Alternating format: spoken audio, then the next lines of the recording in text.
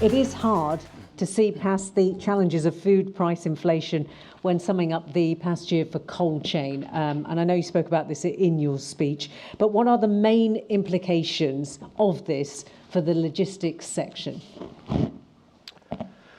Well, I think the main implications are whilst there's some great ideas in the room, the market we face is quite immature in terms of less so about the fridge plants, but I think more about the units and the trailers, about how we decarbonise in a way that we can be confident to invest. We keep the assets for a long period of time, maybe 5 units for a unit, maybe 12 for a trailer, and it's what you nail your colours to the mast in order to pick the right technology, or maybe have a balance of using the technologies in the market to just move forward safely. But it has lacked, I think it's lacked ideas until the last couple of years. The Red Derv change has probably accelerated that, but it is not clear, both from a government perspective or I think from an industrial perspective, what the next stage is. Okay. While you were speaking, lots of questions appeared behind you. So I think we'll start taking some of those because probably in the time we've got, we'll want to answer the ones from the audiences. So first of all, Clive, the maximum lifespan for a well-maintained refrigeration system. I know you gave us some great facts and figures. You had me convinced, but what is the lifespan? I'm going to be optimistic and say 25 years. Okay. I think that's the optimum. There's a lot of systems still in use that are older than that. I can happily think of systems that are still running at 40 years old, but there becomes a time when the equipment isn't supported by the manufacturers anymore. And I think if you look at most manufacturers, they'll suggest that 25 years is a reasonable time to support a piece of equipment. So that's going to be my answer to that one, I think. Okay, so comparatively then, because you said they weren't cheap either, were they? I did say that. Okay. Can you put a figure on that? Or for the replacement of the refrigeration system? Yes. It's a very high capital. It's a very high capital cost to every single business. What I would suggest with the particular piece that I was talking about was that we could, if you've got an aged system, we can happily couple an absorption chiller into it, and you've increased the lifespan of your system. Every single plant that we look at and every single project we get involved in has different variables. So for me to sit here and say it's going to cost you £500,000 or £10 million, it's very difficult for me to say that. Okay. But we can certainly dovetail the absorption chilling system into your conventional system as it currently stands, irrespective of age. Okay, but it's significant investment. It is significant investment, yes. Okay, Paul. I think we've just answered that, haven't we? The biggest challenge facing the industry today. I thought so. Yeah, we've done that one. Right, okay. Clive, there seems to be lots for you, so we'll carry on with those, and then I will ask both Alex and Claire a question. But absorption chilling sounds too good to be true. Why isn't everybody in the UK already doing it? It's a really good question, whoever posed that one. Thank you very much. Absorption chilling in the UK at this sort of temperature is relatively new as a product to market. We're probably the biggest UK exponents of it. There are a few running in the UK that predate our involvement, but effectively no one's told you about it. If we travel across to our partners in Italy, and they're here today, they'll tell you they've got dozens out running in the field that have gone in over the last 4 or 5 years. So everyone isn't doing it because we haven't told you about it. And the significant investment. That's a secondary issue. Okay, fine. All right. And just one more for you, actually. Is there an optimum temperature for the units that make them more efficient, I think is meant to be? Yes. The answer to that is a simple yes. The conversion of heat to the refrigeration effort definitely has a sweet spot, which is between -10 and -15. Below that, the efficiency of the incoming heat effectiveness falls off a little. But that's not to say that we can't get down to temperatures of -30, -35 fairly easily. Okay.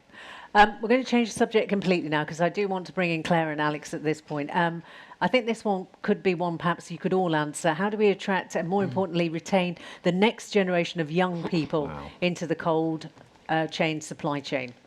So, would you like to take that, Claire? Especially given the figures, I think you were saying about a certain age group, weren't you? And that was in terms of being happy at this moment in time, given the economy and where we're at. So I know it's a real challenge for this sector, but actually it's a challenge for every sector at PwC. It's something that we often talk about as well, is actually how do you attract the new generation? And even more than that, you know, we know a job for life is not what people are looking for in the future. No magic bullet, I think, is what we all know. Understanding the generation, so they do want more flexibility. They are driven. Lots of surveys, lots of analysis will tell you that they care. They care about brand. They care about purpose. They care about why they get out of bed.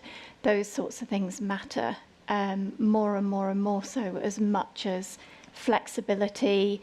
Maybe a lot of generations similar to me, where we thought you just work 100 hours and run at it, and work-life balance will come later. I think they're far more educated.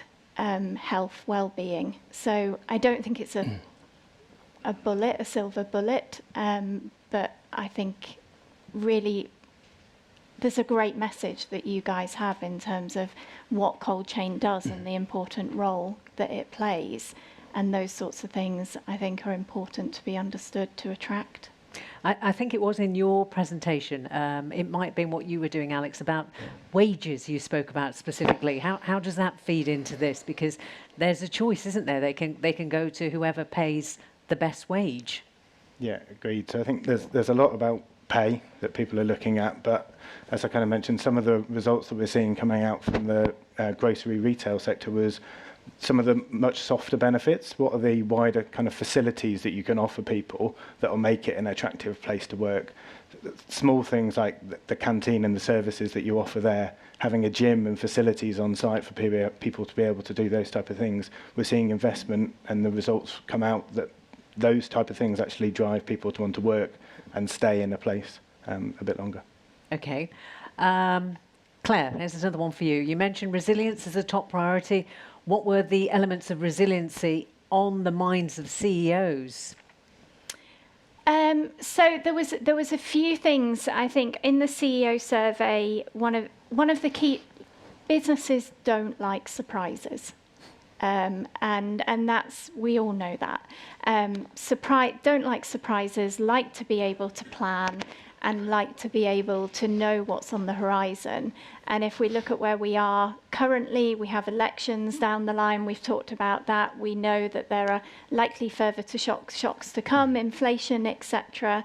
The deals market is very subdued at the moment, which indicates, I guess, a resistance to making big bets. But also there is pent up frustration and desire to move forward, and we're starting to see that come through as well. So in answer to the question, resilience from shocks, and that comes in the form of liquidity in many cases. So confidence of liquidity, resilience in terms of competition, automation, and not being a lagger versus competition, and knowing that you have a point of difference and that you're investing in the right places to have resilience versus competition. Okay, thank you. I apologise that obviously these questions are probably a bit random, but I'm reading them as they come to us. So, Paul, this is for you. Why does frozen have to be -18? Why not -15? How much would this save the industry if this is acceptable?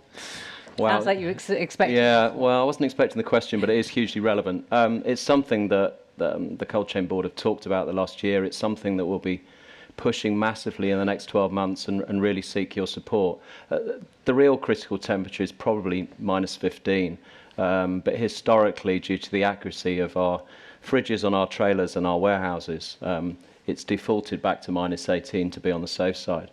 The trials that have been done so far show that at -15 you'll save 15% on your power plant, but also incredibly at -12 you'll save 25%. Currently, and I believe it's Unilever are doing trials in Germany on the Autobahn, and they're selling ice creams at -12 with no issues at all. So it's massively up there and relevant. Back to Clive's point about us, we've kind of, I think as an industry, squeezed the pips on a lot of the obvious stuff, and it needs to be something that really steps us forward, and this really feels like something that we should get behind. But it is incredibly difficult. The number of retailers, organisations that have plumbed -18 into the heart of what they do, trying to carefully unpick that, protecting food safety rather obviously, but also protecting food quality. It's going to be hard yards, but we should go for it. Okay, so it's something you agree with in principle. You want to go for it, Absolutely. but you're obviously Yeah, it's the process to get to that. There's a lot of bumps in the road. Okay, Clive, you're nodding away. I think Paul's absolutely right. -15 or even -12 would be good news for all of us. It's much easier to maintain. The environmental impact is colossal, as Paul's alluded to, and it's something I think we should all be lobbying and working hard to drive forward. Okay, right. We'll do one more question. I think this is probably one for the whole panel. We'll go with the last one. What options would you recommend to consider when thinking about automation to increase efficiency? So, Claire, Paul, we'll take your answers first very quickly, and then we'll get a sum up, hopefully, from Clive and also from Paul. I'll maybe Sorry, let Claire, Paul do a Alex. specific, and my plea would be to be data-led, and to understand, I think, what we can see, and we have supported businesses who have put automation in, and then the question is, why are we not realising the business case? And in some cases, that's because we didn't really get into the detail of the activities or the areas that we were automating to truly understand the true cost, and therefore the business case potentially didn't stack up as much. So really understanding where you are consuming cost, whether that be activity cost, other costs, refrigeration costs, whatever it is that you're automating, but really focus on the business case, really focus on understanding what that automation is going to drive. So I'm sort of not answering the specifics. I think Paul will be far better on cold chain than me in that, but my big plea broadly would be to do that data analysis. Okay, Paul? I think we're an industry of people, process and numbers. I think the best place to start with any automation project is to absolutely, in a manual environment, optimize what you do. Make sure you've got a really robust process and all your data is linked. Then go and find the technology that enhances what you do. Don't go to market looking for exciting technology and then try and make it work in your business. I see that quite a lot, and it usually doesn't work. And with the price of money not being free anymore, we need to invest carefully in what we do to enhance how we currently operate. Clive, I'm going to... Alex, did you want to say something? Yeah, I was just going to say, I guess it doesn't have to be a full end-to-end process that is being looked at to be automated. Actually, what we see trends of more now is looking at bit parts of processes. So rather than trying to eat the whole elephant in one go, actually look at individual parts of that process, automate those, and do it in stages to prove the value is there.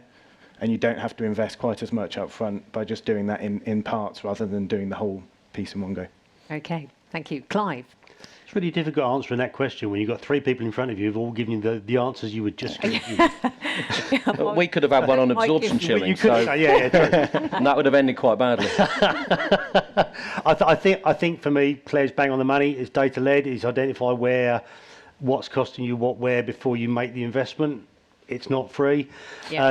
and yeah, that would be my advice: is identify where you're bleeding out now. Okay, brilliant. On that note, we will leave it. Could you please thank our panel, who are Paul, Claire, Alex, and of course Clive. Thank you very much.